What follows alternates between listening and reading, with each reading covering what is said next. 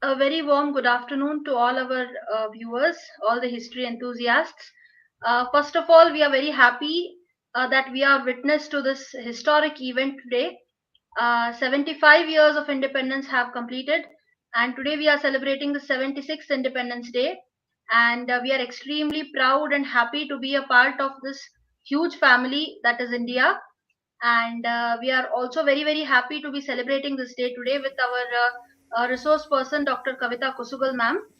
And before we go any further, I request Miss Nidhi Katti to sing the national song of India, that is Vande Mataram. Uh, Thank you so much, Manali. And it's an honor to present this song on the platform of the history enthusiasts. I hope I do the justice. Vande Mataram. Vande Mataram.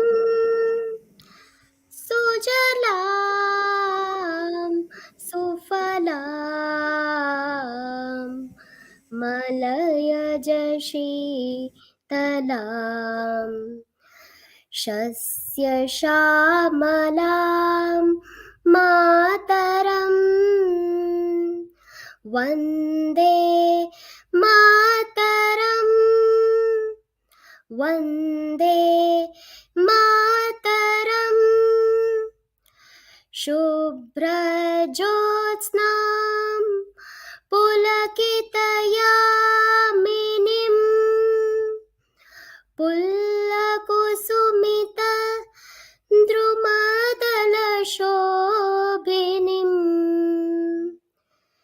Suhasinim Sumadurabhashini Sukhadam Varadam Mataram Vande Mataram Vande Mataram Vande Mataram. Thank you. Thank you so much. I Thank you hope very I much, did Nidhi, it. for this melodious beginning of today's webinar. It was a really wonderful rendition of the Vande Mataram. And moving further, I take this immense pleasure to welcome our today's resource person, Dr. Kavita Kusugal, Assistant Professor, Department of Studies in English, Rani Channamma University, Belagavi. Ma'am, it is a very special event today, and we are very happy to have you with us today. And I also welcome my friend and co-host and co-founder of the History Enthusiasts, Ms. Nidhi Katti. And I also welcome all our viewers, all our supporters who have shown us immense love. So, thank you everyone. I now request Ms. Nidhi Katti to introduce our resource person.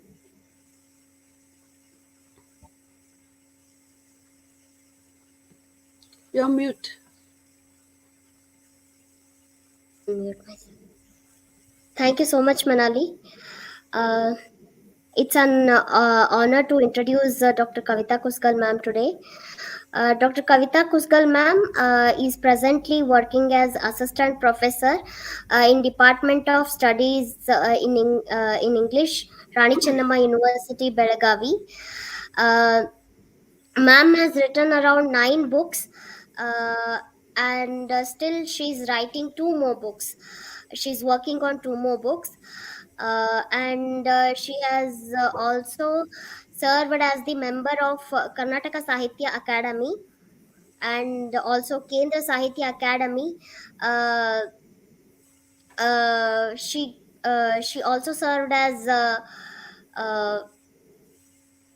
uh, she also did translation for Krishnamurti Puranics monograph in English works through Kendra Sahitya Academy, and she has also worked as the uh, editor member of Kannada Abhivruddhi Pradhikara Makkala Sahitya Mandali, and also Karwar, Bangalore, Belagavi, uh, including these all geographical areas. Ma'am has worked for around 20 years, and she has involved herself in developing the university, as well as making the students more productive. Ma'am is also a PhD guide in Rani Channamma University Department of English, and under ma'am, around two PhD candidates have completed their PhD thesis, and actually, ma'am is also very involved in Kannada literature too, as I have seen her poems in some of the webinars too, and in some conferences. And actually, I'm really impressed by your Kannada literature work also, ma'am.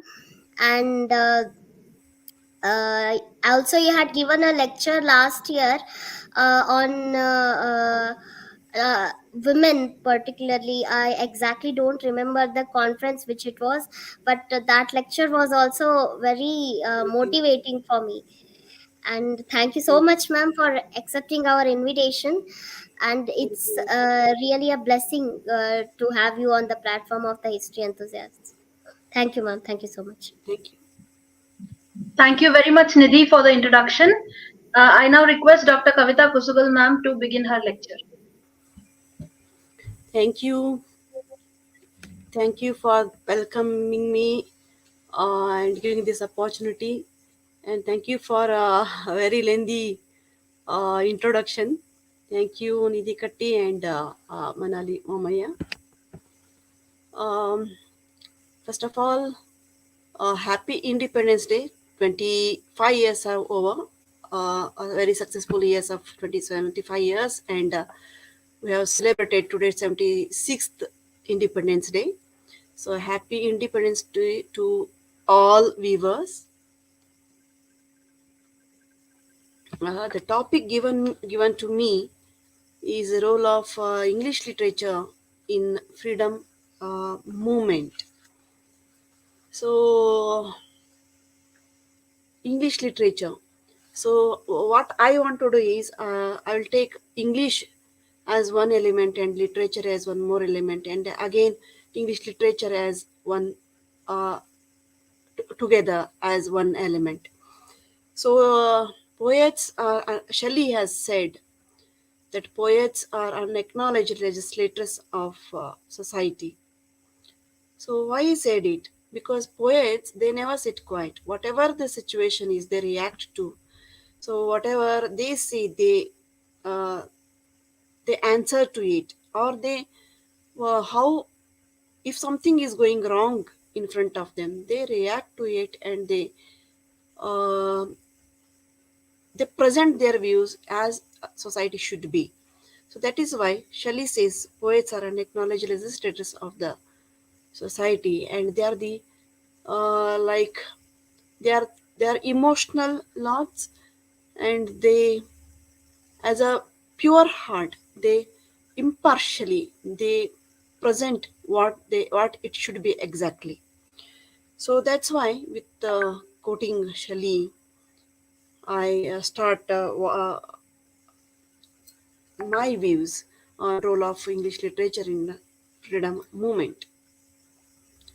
So poets, whether they are in India or anywhere across the world, so they react. Uh, Whether it is in American Revolution, whether it is in French Revolution, poets, I take it in a wider concept. Poets are writers or novelists or any writers, any literary persons. So in that context, I say poets here. So French Revolution and American Revolution. So all those revolutions before India, we have freedom movement in India. So these were the revolutions which were already successful in West. So these two revolutions, so we have their pamphlets written by Jonathan May, John Dickinson, and Tom Paine's Common Sense and American Crisis, so which instigated the Declaration of Independence in America. And in French Revolution in the 1917, so Voltaire, Montesquieu, and Rousseau. So there are not only these, but there are so many others. So these uh, writers or these thoughts, so this history, this saga of freedom and that successful story, so that somewhere inspired Indians also. So how it happened? So it started, one thing is with the Indians started reading translations of this French and other Russian, other the Western country literature. So translation is one thing which helped Indian uh, freedom movement a lot. That is one thing, and another thing is English education. So these two things, uh, which helped us have English literature of our own, that is Indian English literature. So, English literature of India, how it started.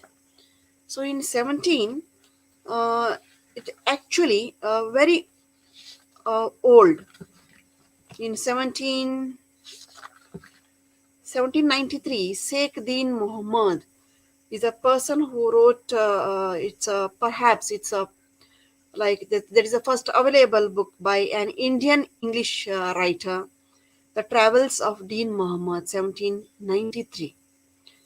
So this is where the writing, English writing starts. But as a mass writing, it started only after English education was given to.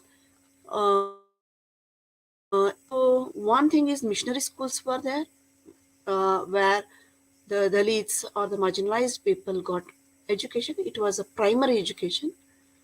And one more side, the East India Company started giving English education, where Macaulay's minutes we have. So their purpose, as we already know, to create clerks.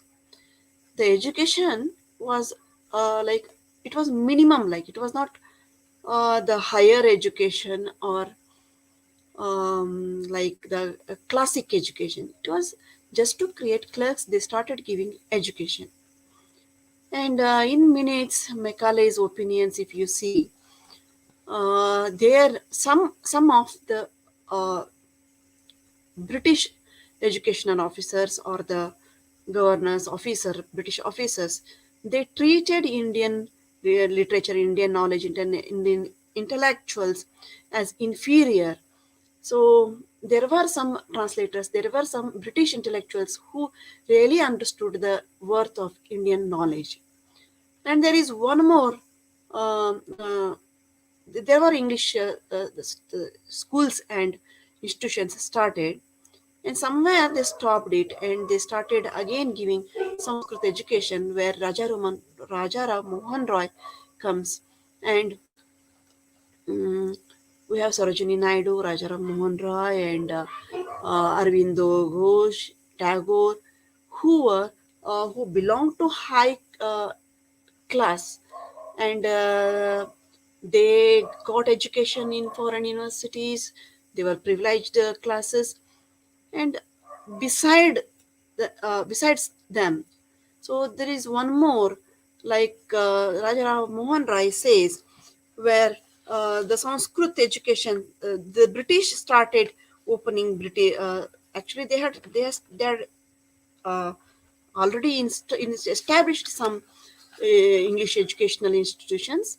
There was English education given, but somewhere they again started opening some Sanskrit colleges in Calcutta, which Rajaram Mohan Rai opposes and says that we need some modern education, and we have enough of Sanskrit education and Vedic education, and we know what we are, our culture, we know. But now it is the need that we need some intellectual modernism. So intellectual awareness, new awareness, which we need, which is the need of our. So he opposes that, and he demands for some more English education, some more English, the awareness which through which English, through English literature, which the Indians could get. So this is how we have modern, the what you call the father of modern India, Raja Ram Mohan Roy. So this is how English language actually, the power of language. English language was considered, even today it is considered as language of power. Then it was the language of colonizers. Now it is language of power. Power in the sense it is the global language. Wherever, if you have this language, you can go anywhere in the world. You can do anything. Then it was the language of power in the sense it was the language of the ruler, the language of the capitalist, the language of the colonizers. Um, so they used this language to create a class for themselves who could work for them. So it was a tool which they used to colonize an intellectual class. But it turned a weapon for Indians. They used it for their awareness, their intellectual development. They started reading Western books, not only for education, but beyond that, this language helped them read Western books or literature. Then we have Torudat, who translated French revolutionary songs, poems, books, and there are others who translated French or other Western revolutionary books to English. And this is how we, the Indians, got to know what is happening in West, what is happening in the other revolutionaries, in French Revolution, in American Revolution, and that inspired uh, the Indian freedom movement, we can say.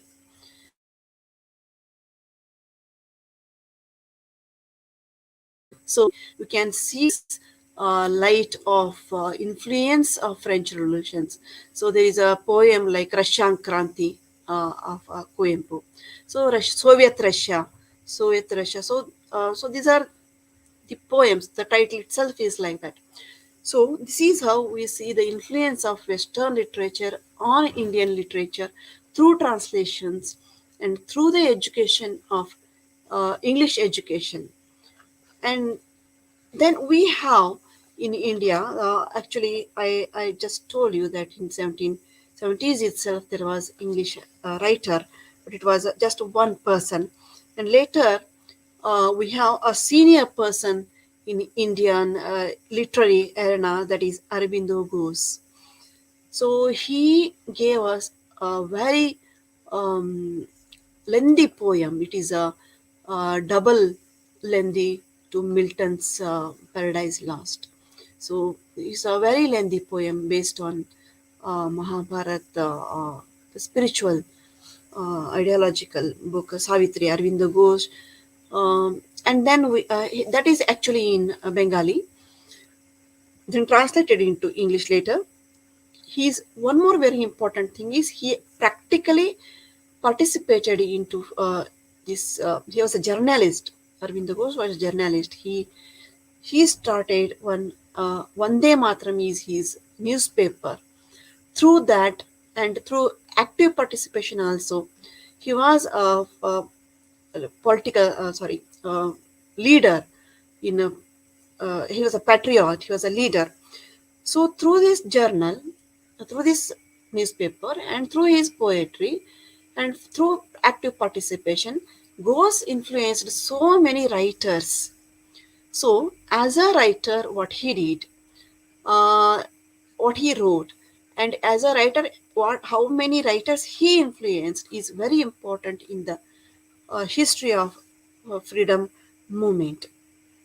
We have so many other newspapers like Mukanayak, Baishkrut Bharat, Janata, Prabuddha Bharat, Indian Opinion, Young India, and so Ambedkar's four newspapers, and Gandhi is also he has newspapers in Gujarati, Hindi, and English. Indian Opinion is a newspaper. Young India magazine is the journal, and Kesari is Tilak's. Swaraj is Swaraj and Aaj, two newspapers run by Subhash Chandra Bose. So Bose's contribution is also very important here, as he started a radio for patriots, particularly for patriots and soldiers. We know about his Azad Hind Fauj, and through that radio, through this Aj and the Swaraj, he was writing messages to these patriots, the poems, the messages, the articles, which inspired patriots to participate and sacrifice themselves for the nation. So yesterday's seminar lecture, all these things are covered, it seems. So I will not go deep into this media part of literature. If we come to Bankim Chandra Chatterjee, it is very important because our today's lecture it started with Vande Matram. So Anand Mat, which Bankim Chandra Chattopadhyay, Chatterjee wrote, uh, 1882, Anand Mat. So it was it's a novel where we have all sorts of picketing, the like sacrifice, the women, children, all aged people, the characters, they are in the freedom movement. So that all story comes. So there we see Vande Mataram. Actually, it was he was in dream, like Chatterjee.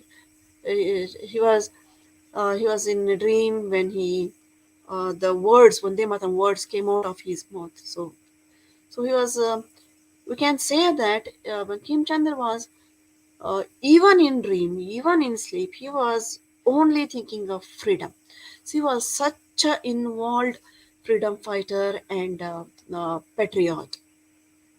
His Vande Matram became the mantra of all patriots later on. So it energized the whole nation.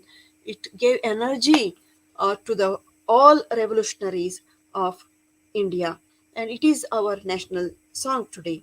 So the novel, it was banned by British government, and only after India became independent, the ban was lifted by Indian government. So yes, and Devi Chaudrani is one more novel which inspired the cause of independence, inspired the women fighters for the cause of independence. So uh, we see it here with Bankim Chandra, and we have the some more the big trios of Indian English novels. We have women fighters here. So before this freedom movement, so the identity of women was different. So freedom movement gave a different identity to Indian women, we can say. So Gandhi influenced many authors, like we can see in Bankim Chandra's uh, also that the characters are they are taking the name of Gandhi. And we have K.S. Venkatramani.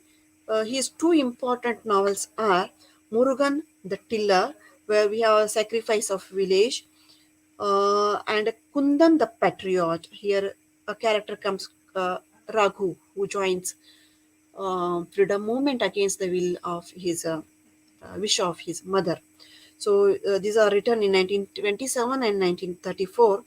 So these two novels, they they propagate Gandhian ideologies, the economic impact of Gandhian philosophy, and the civil disobedience started by Gandhi. So with these novels, the later novels, we can see that Gandhi is not just a person. Gandhi is not just a leader, but he becomes one metaphor. He becomes like Gandhi is freedom movement. Freedom movement means Gandhi. So like that. So freedom movement also gets one structure with the name, with the concept of Gandhi, like disobedience, non-violence. So the Gandhis, the mantras which Gandhi gives.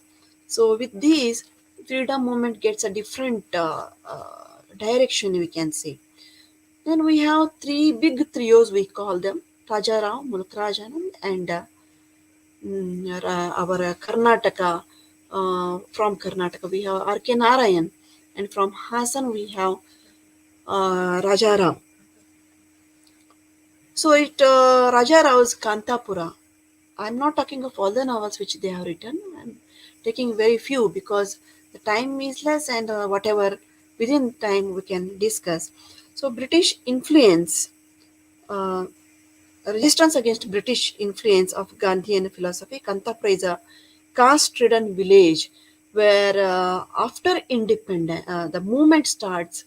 So this caustality stops because the main character Murthy accepts Gandhian philosophy, and he jumped into the movement.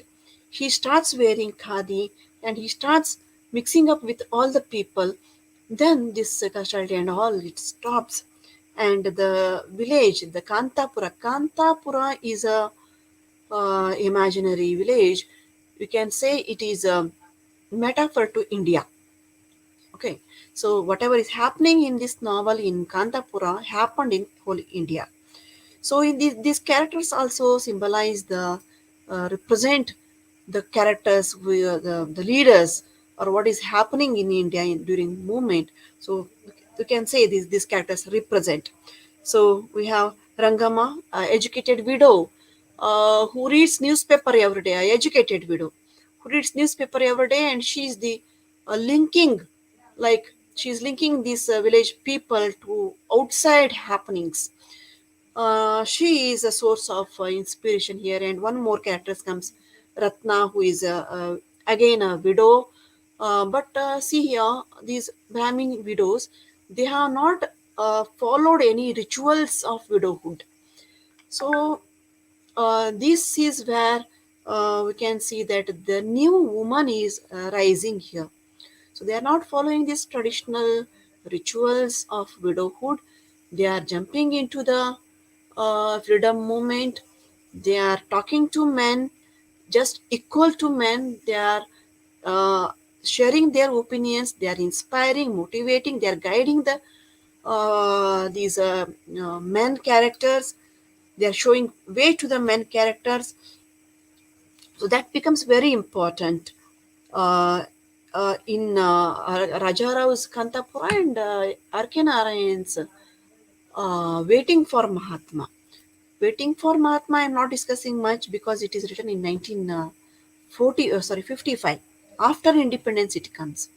Whereas Kantapura is a novel written in 1938, which actually inspired, motivated the freedom fighters. That's why I'm going explaining it much, and I'm not going deep into Waiting for Mahatma.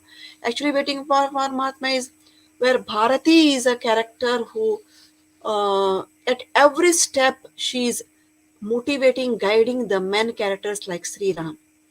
And at the end, whatever Gandhi also is a character in Waiting for Mahatma. But I'm not going very deep into that because it is written in 1955. It's a post-colonial novel. So Gandhi's position as a leader is fixed with these novels, with Kantapura, with Venkataramani's Murugan the Killer, and Kundan the Patriot. So it is a fixed that in all the literature, so many poets they wrote about Gandhi. Like the poems were, Lavanies were written, ballads were written on Gandhi, plays were written on Gandhi.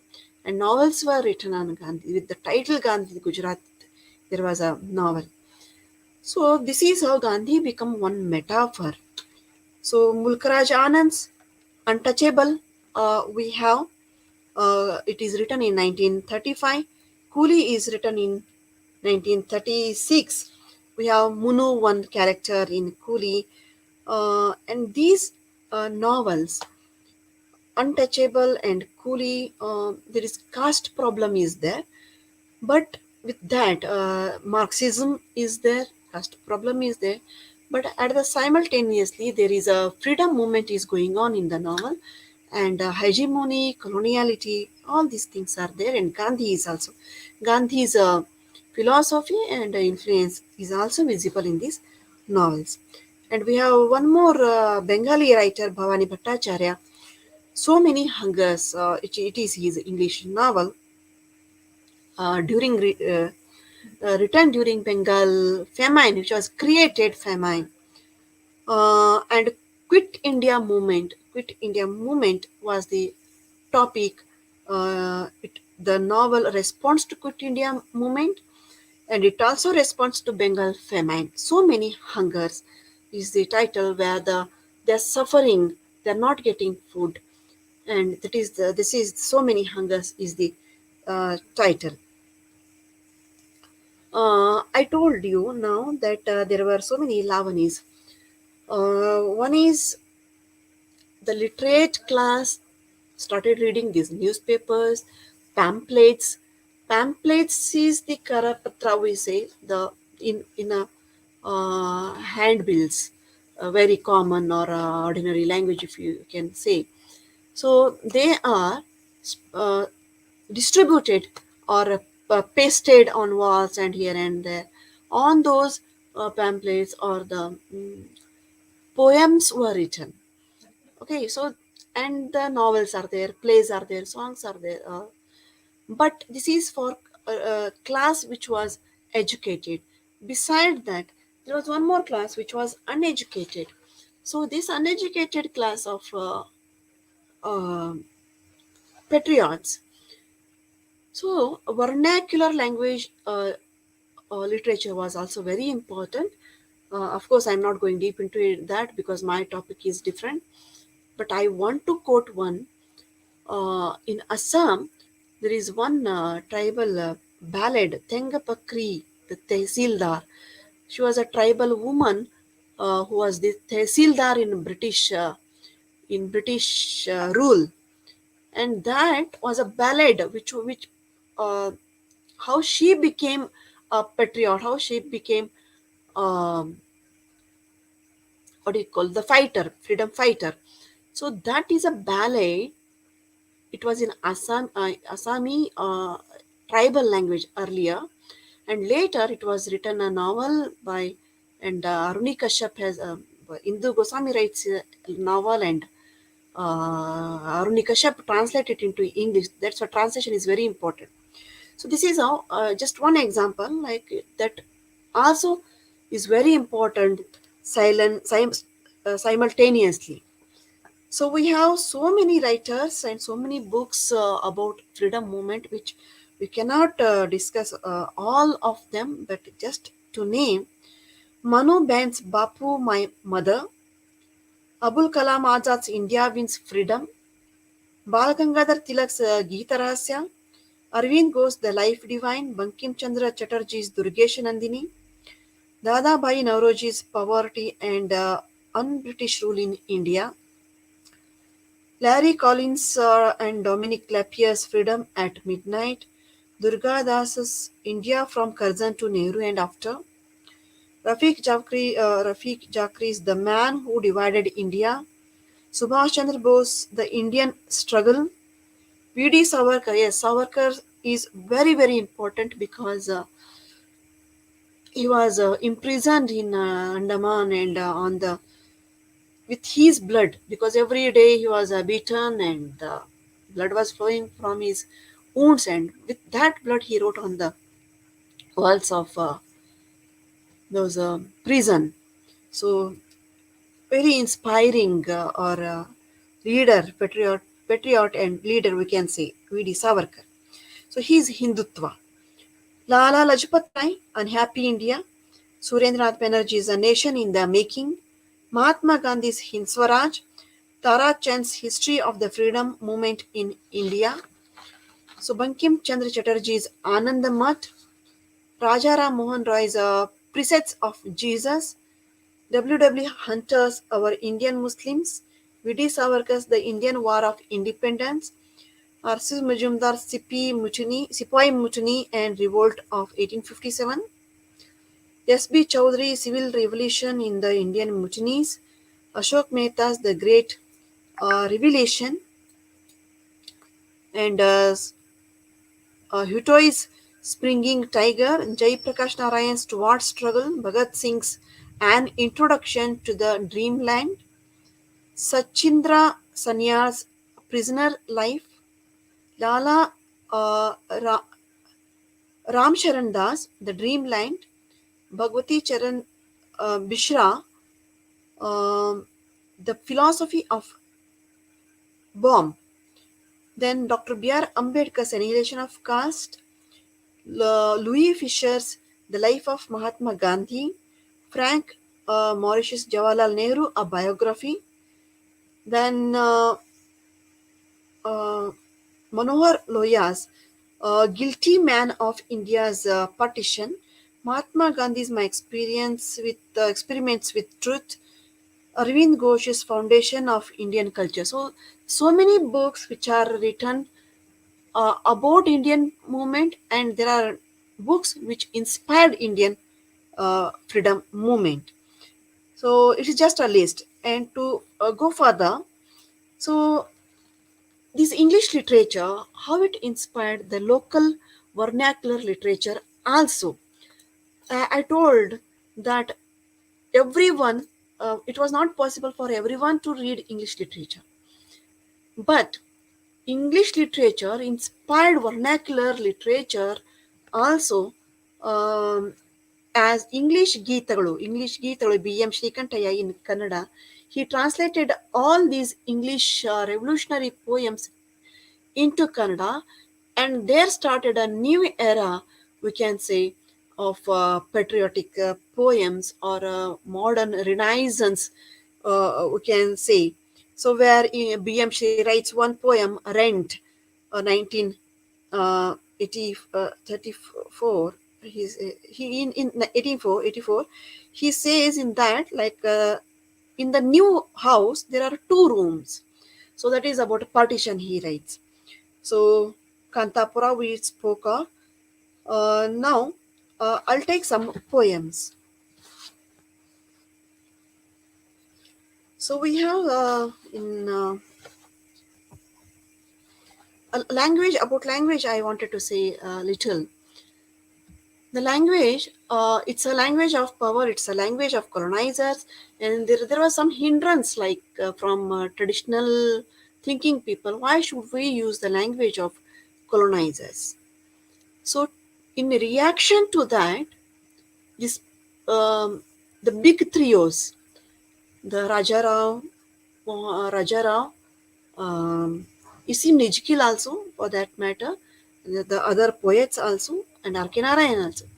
The way they used this language in their writing in literature, it's completely Indian. It's not the language of colonizers, as R.K. Narayan says, and as P. Lal also, Purushottam Lal says.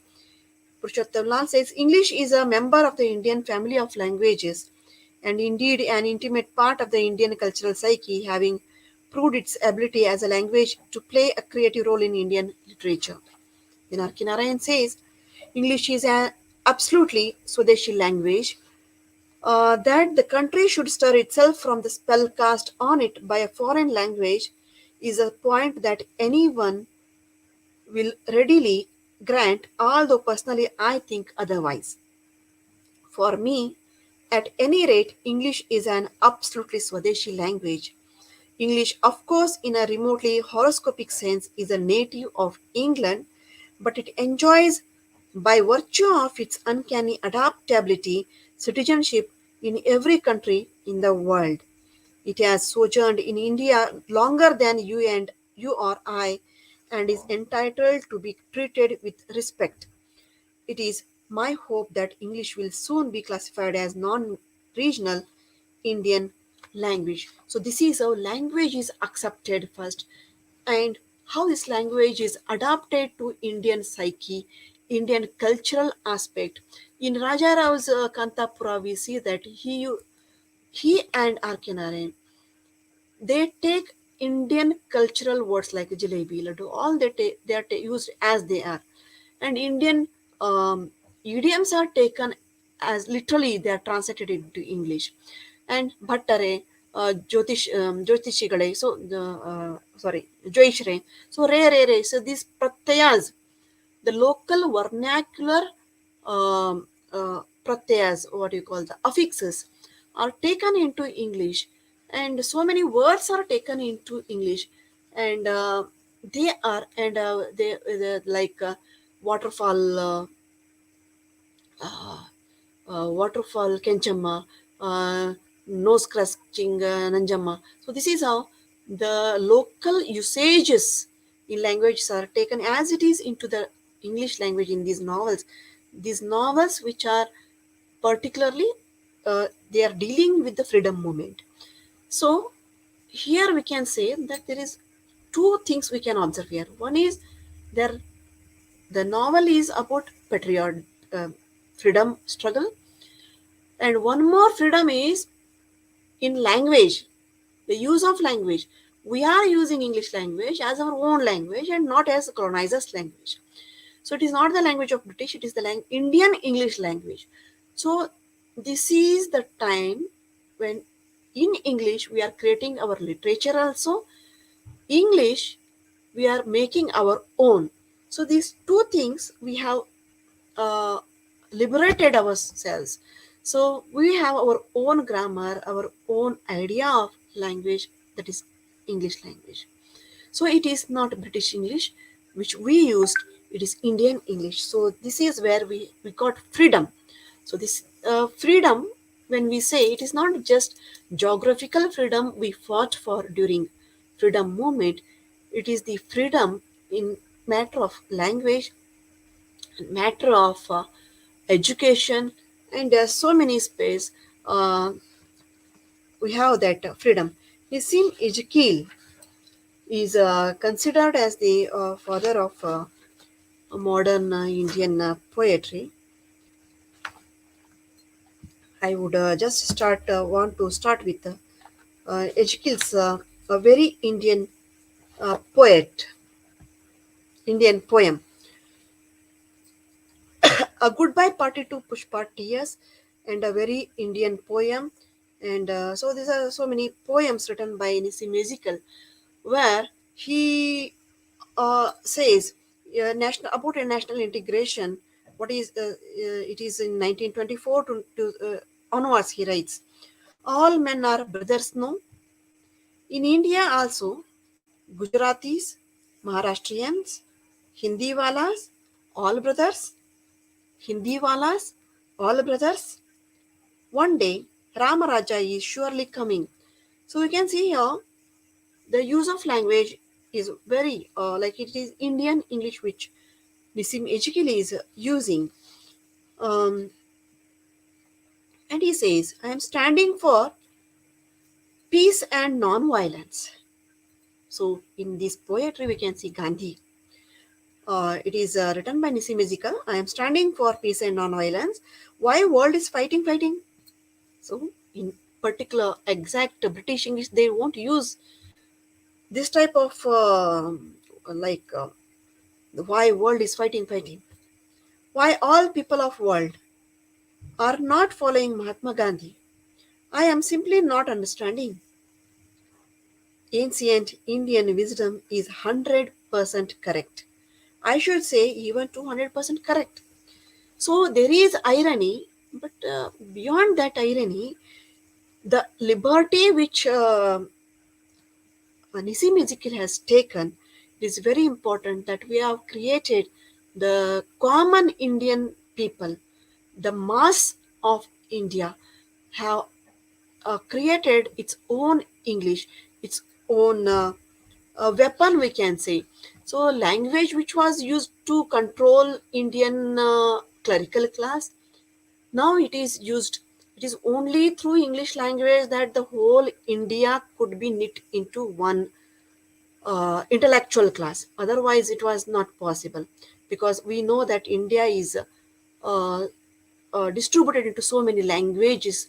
Though our purpose is same, though our war is one, we were a piece like sliced into so many languages. It is only with the help of language, that English language and English literature, that we are united.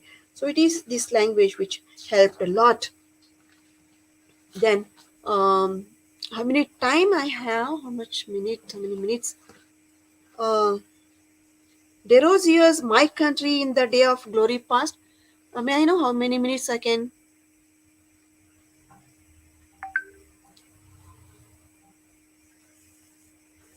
Okay. So Henry Derogio's My Country in the Day of Glory Past. So My Country in the Day of Glory Past, a beauteous halo circled round thy arrow. So I am not reading the whole poem, I'm just quoting. Then Harp of India by Henry Louis Vivian Derozio. Why hangst thou lonely on yon withered bow? Harp of my country, let me strike the strain. So his poems, like in one more poem is Ada. So these are his poems which inspired, which motivated the freedom patriots, I can say. And there are some more poets I'd like to quote here. Uh, uh, there is one by Tagore which I would like to, at the end of my lecture. So here in this particular book, Torudat's Lakshman is there, and Sarojini Naidu so many poems. Actually, here I think there is no much time, so I'll skip all the here. So Manmohan Ghosh is there, Raymond and Ida. So skipping all these, I'll come to then Tagore's. Torudat's poems are there in ancient ballads and legends of Hindustan, where you can check for her poems.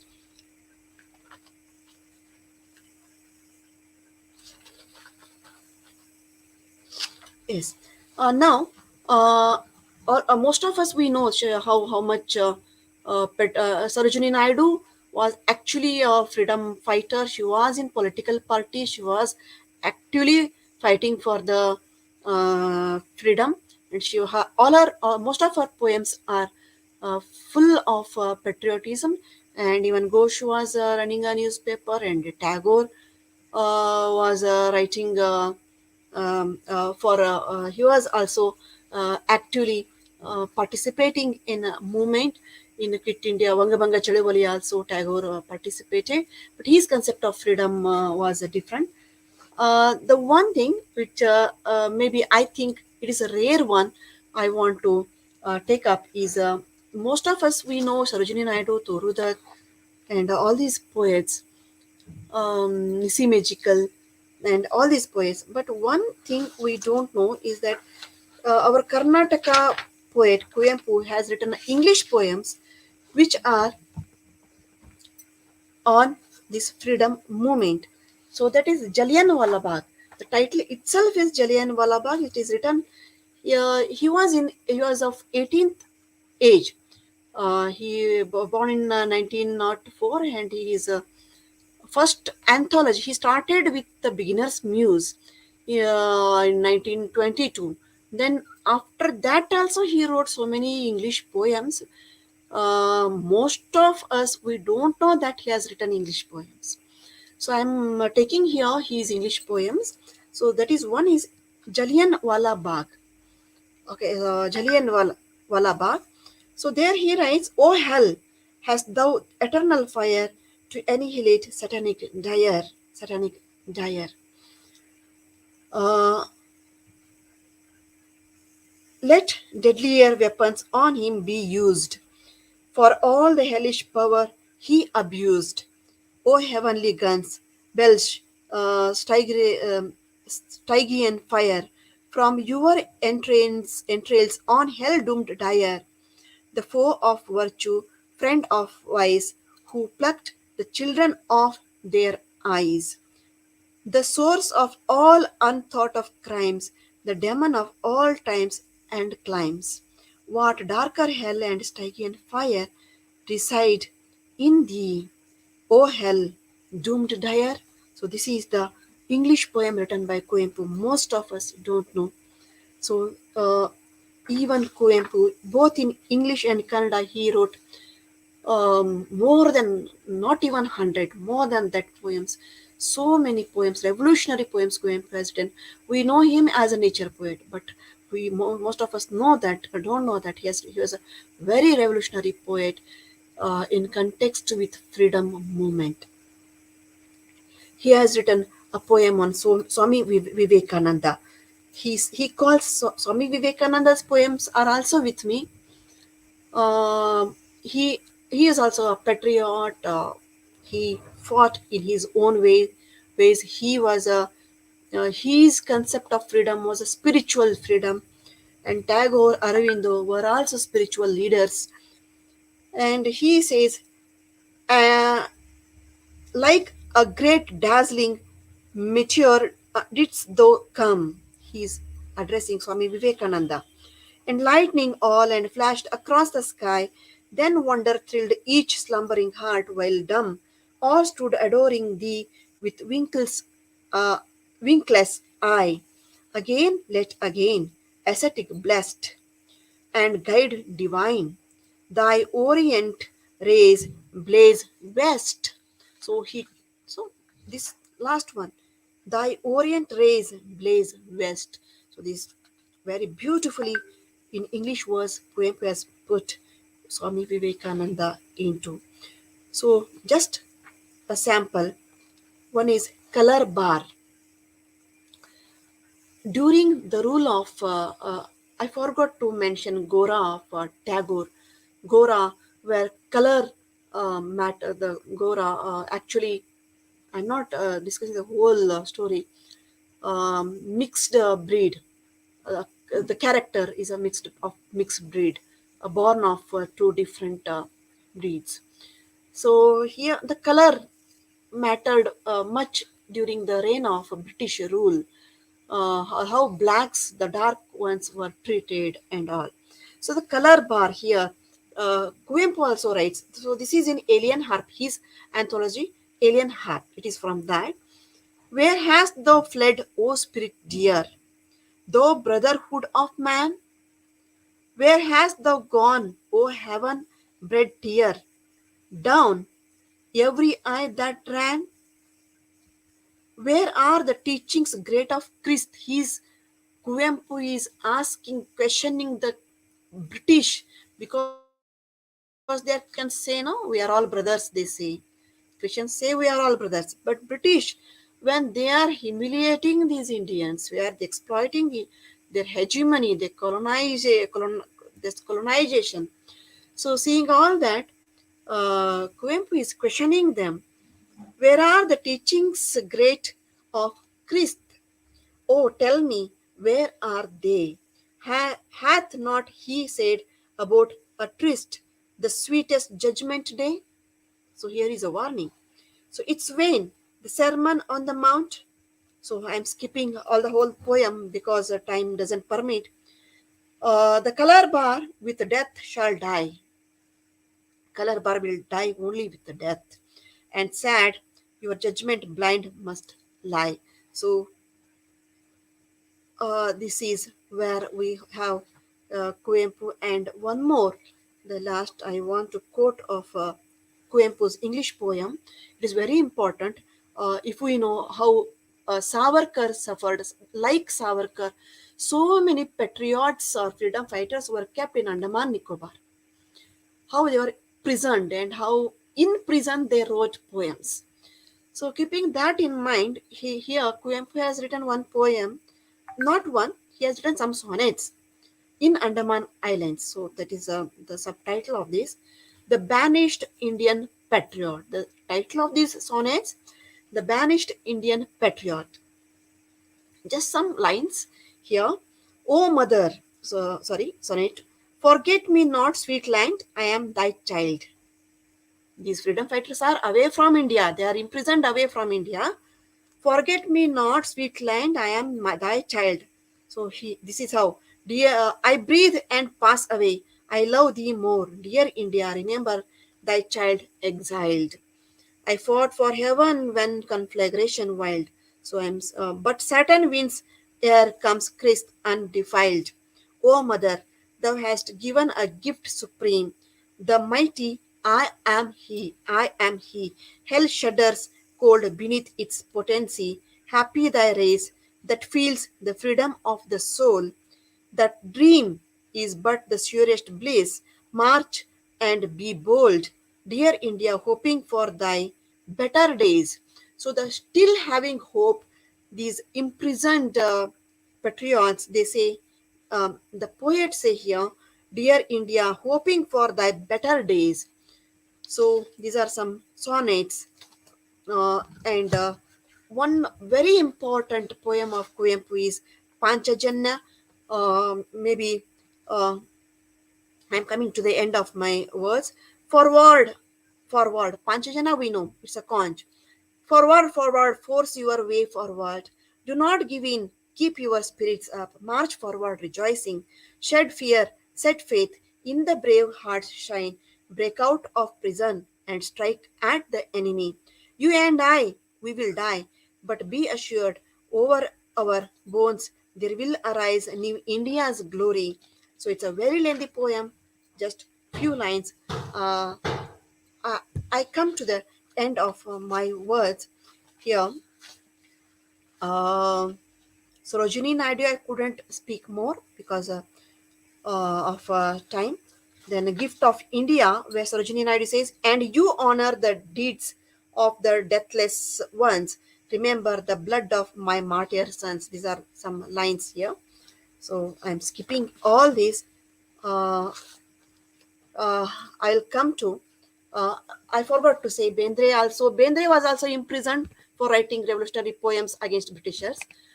So many uh, lawyers, advocates left their jobs. They jumped into freedom. The picketeerings, they looted all the British officers. All that we see in these novels, in this poetry, these poems inspired them to do all that. And whatever they did, you can see their characters in the novels. At the end, Tagore's one poem, quoting that I will end, because Arvindo's concept of freedom is spiritual, Kuvempu's concept of freedom is spiritual, and Tagore's concept of freedom. This is the universal freedom. They don't speak of borders. They don't speak of only Indian national. They speak of universal brotherhood. They speak of freedom. In Red Oleanders, Tagore has written a play, Red Oleanders, where Nandini is talking to a capitalist that is relevant till today. So even after becoming, Ambedkar says whether we get actual freedom, he questions. So even after today also we just yesterday I just saw one in WhatsApp. Uh, Atal Bihari Vajpayee's one poem. He was Abhi Azaadi Adhuri Hai. So that's a poem by Atal Bihari Vajpayee.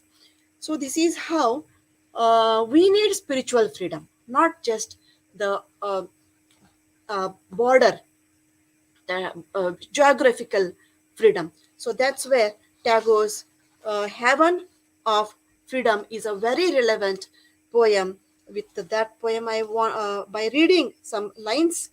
Actually, here Swami Vivekananda's one poem, Kali the Mother, I forgot. So there, Kali the Mother. There also he is. I'll not read it. So I'll just uh, that Vivekananda, Subhash Chandra Bose, all have written poems which inspired the mass of Indian patriots.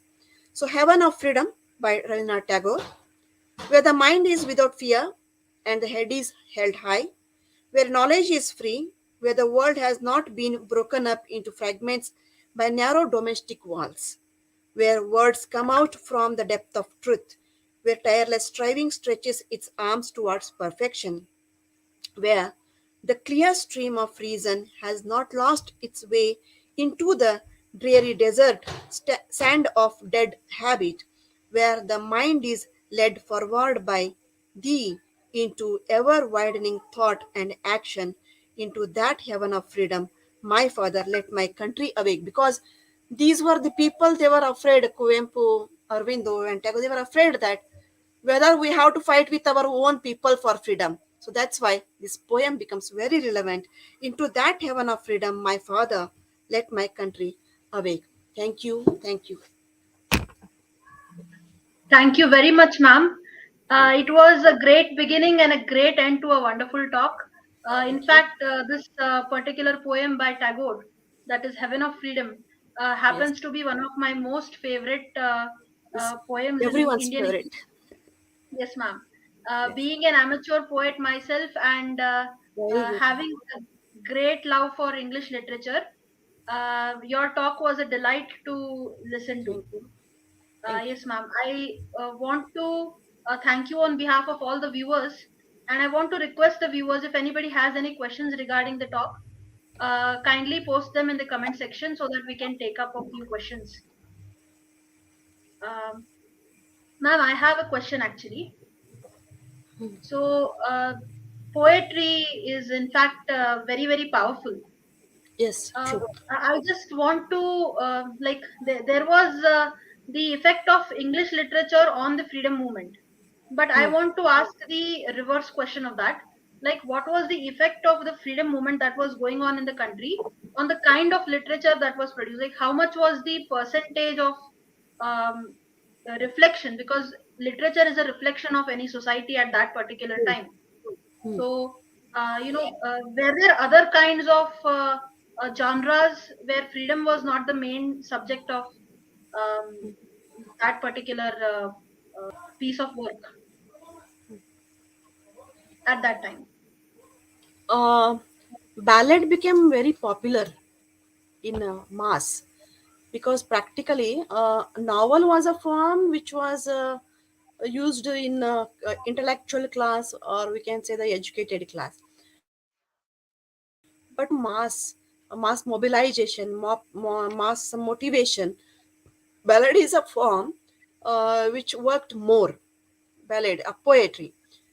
So about I give you one example of Thenga Fakri in Assam tribal, and we have in Karnataka Sindhura Lakshmana and Sangoli Rayana, Channamma. So we have so many freedom fighters. So their writings came into language, and they were mostly they happened in vernaculars. And in vernaculars, it was not possible that vernaculars reached the other states, other language people, and their translation started. Um, and we know that Anand Mat was banned, and even so many the ballads were banned, and even the mass congregations were banned.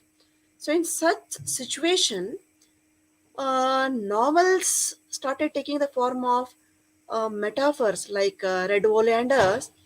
It is called the play of ideas. It's a play of ideas. We have metaphors. It's not direct. King is just a capitalist there. He is not a British person. Okay, so he can be a British person. He can be British hegemony also. He can be capitalist hegemony also. So it is relevant even today. So like that, a play is a symbolic. So symbolism entered literature. In a novel, in play, symbolism entered. But more than that, in poetry, uh, it is more powerful. Symbolism, metaphor is more powerful, and poetry is the weapon in the hand of every person, we can say. Every person. Whereas plays are, to play a play, you need a team. You need some material for that. You need some prerequisitions for that. Whereas poetry doesn't need anything. Like a person starts singing over. So very minimal things are needed there, and with minimum source, with minimal words, minimum alankaras, what do you call, the poetic devices, minimum poetic devices, or maximum, it depends on the poet. It reaches the more number of audience or the patriots. So poetry became more powerful than anything else during freedom movement.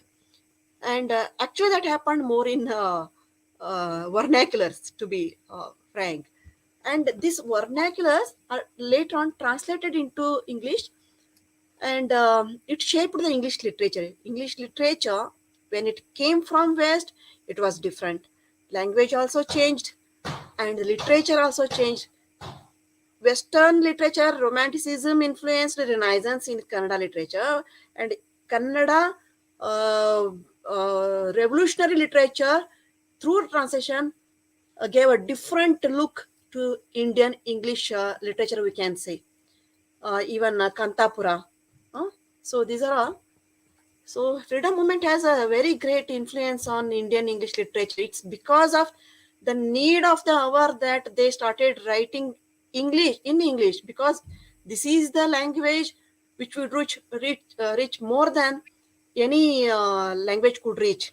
So that's why it was a need of hour that the people started writing in English. Absolutely, ma'am. It was vice versa because the English people they learned the vernacular languages in order to be able to rule the Indians. So it was necessary for the Indians to learn the language of power, the language of authority, in order to send them away from India. So Actually, that Robert Bridge is asking Tagore to, like, he asks his permission that I want to translate your poems, give.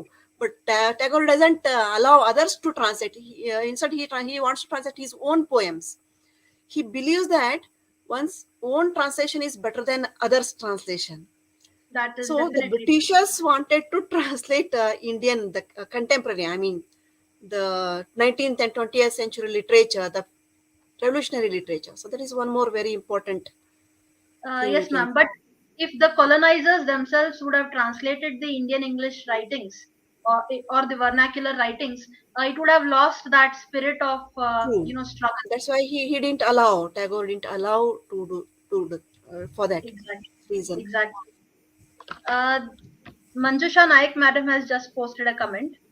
Yes. Derogio was first nationalist poet. Huh. Yes. She's just posted that. Yes, true. Thank you. Thank you. This is Uh, very important that there are so many Christians, so many British persons, no, British officers, British professors. Before Indians could start writing in and motivate other patriots, it is British people that they started teaching in English. They started giving us French Revolution and other revolutions to Indian intellectuals. This is very important. Derogio and other William Jones and Horace, some translators. They're very important for us, for Indian yes. freedom fighters. In fact, yes, ma'am. When you were telling about Kuvempu, who started his career as a poet by writing English poetry, he was Yes. in fact inspired to write in Kannada by a British man, that Cousins, is Ferdinand Clayton. cousins, Irish Oh, sorry, cousins. cousins. Hmm. Yes, ma'am. So that's how we got our. If he had not said, told him to write in Kannada, maybe He would Coimbu would have have continued. become a world famous and very revolutionary poet also. Yes, ma'am. Most of the people don't know that how revolutionary Coimbu is. Yes, ma'am. Uh, We yes, usually he would see have. him as only a poet of nature or romantic poet. Yes, we have two anthology by Coimbu which are in English, originally in English. One is Beginner's Muse and another is Alien Heart. Originally they are in English. Thank you, ma'am. We will definitely Thank read you. that. Thank Nidhi, you. do you have any questions? So Yeah, just I just. those in Yes, okay. Yes, ma'am. ma'am. You were saying something. No, these Coimpu's, these two anthologies are available in complete works of Coimpu. They published by Kuempu Pratisthana. You'll get all the works. They are Thank you not so rare. much. They are available. Yes, ma'am. Definitely, we are going to read them. Sure. Yes, Nidhi, you were saying something. Ma'am, actually, I have only one question in my mind. When we see the construction of English literature during national movement and freedom movement in India, the West Bengal and Kolkata area, Hmm. that became a hub, particularly Hmm. compared to the Deccan states like Karnataka Hmm. and all. Yes. So, Hmm. what was the cause behind it, ma'am? Was there any particular cause, or this was just a There random is the there happening? is reason. There is a reason. There is a reason. Dutch Portuguese entry happened with Kerala and Chennai. There were only missionaries. The reason was only missionaries. The dharma prachar. That is the only thing. They didn't want to rule there those areas. Whereas in Bengal, what happened? Britishers entered there. So there slowly after years they established East India Company was established in Calcutta. That is one thing.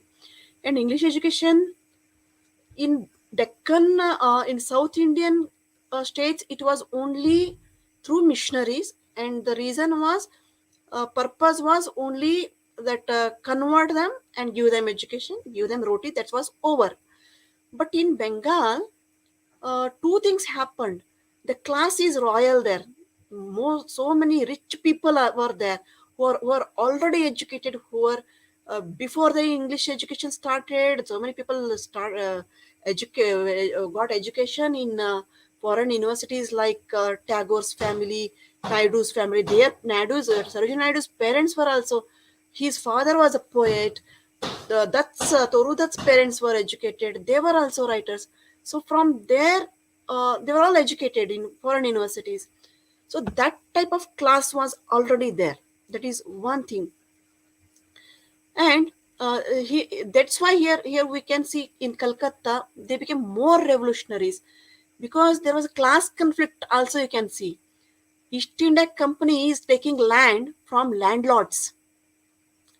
Okay, the people who are educated, they are being affected there. Okay, so and these people, when they are jumping into it, the awareness is more, because French, I said Taurudat was the first Indian person to write in French. So she was educated in French. She translated, she wrote in French. So French Revolution, she was more, she and her friends, her the team was more exposed to French Revolution, those books. So you can see the more exposition was there in the intellectual class of Calcutta than in any other part of India, of this revolution. And Kuempu was, as he belonged to, he also belonged to one landlord's family. He was Vedas, no, the Sanskrit, all. He was at home itself. He was educated. He got everything, the books, everything they could buy, afford, and home education he got. So even he was exposed to all these Western ideologies and all before his neighbors could. His The people of his neighboring districts could get exposed to. Kuempu was exposed to. Uh, is it okay? Have I answered your? Yes, ma'am. Sure. Yeah. Yes, ma'am. Sure. It is clear now. Yes, Thank you. ma'am, Thank you. absolutely. Because Calcutta was the first political stronghold of the British, and That's the there was thing. definitely more influence of the English language and literature on the people of West Bengal Politically, it was consequently. their platform. Yes, ma'am. Yes. There is one comment from Revana Siddeshwar Wali. He's asking for information on Kannada literature, I think so, from Karnataka. But yes, since that was not the title of today's talk, we have organized another talk for this particular title. Do not have a final date for it, but we are organizing another talk, which is role of Kannada literature in the freedom movement of Karnataka. So kindly join that talk too, and I think that will help you.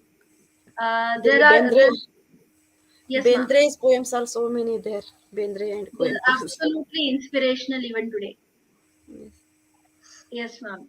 Manjusha Naik madam has commented a very impressive lecture. Thank you, madam. Congratulations. Thank you. And Thank you, madam. Klish Patanjali sir has also commented. Very well, very informative and well researched talk, ma'am. Thank you. Thank you, sir. And BT Mahadev sir has also written very, very useful. Thank So, you. ma'am, on the whole, it was a very educative talk, and we have learned so much new about the various dimensions of English literature that was produced during the national struggle for independence, and also the influence it had on the freedom movement. I think we have reached the end of today's uh, webinar. But before going, I want to request you, ma'am, uh, if you have, we are on a very special day. So if you have any suggestions or any words of advice for us as youngsters, what we can do. Um, as Tagore says, so today's whatever problems we have, that we say that we have not yet got freedom. So this is, so in context with so many reasons we are saying it, and even yesterday's Atal Bihari Vajpayee's poem also, Adhuri, freedom is Adhuri. I think Tagore's poetry is the answer. That be fearless, be true to yourself, Atma Sakshi, what we say, our consents. That is very important. So don't see money, don't see fame, just see your consents. Be true to yourself. If you are good, the world will also be good in this direction. So that is what the nationalism Tagore wanted. So this is the freedom which Tagore dreamt. This is the freedom Vasudhaiva Kutumbakam. This is the freedom Kuvempu dreamt of. So let us hope for this new freedom, and all of us will let us dream and strive towards that freedom of fearless and being true to ourselves. Thank you. Thank you for inviting me. Yes, You absolutely, gave ma'am. me opportunity to go through once again to remember all these things. Thank you. Yes, ma'am. Absolutely. Your advice and your, good hope for a classless, casteless, and fearless society where there are no boundaries and there are no restrictions, and where there is peace. May that day come soon. May there be world peace. Praying for world peace and praying for a great future for our country, India.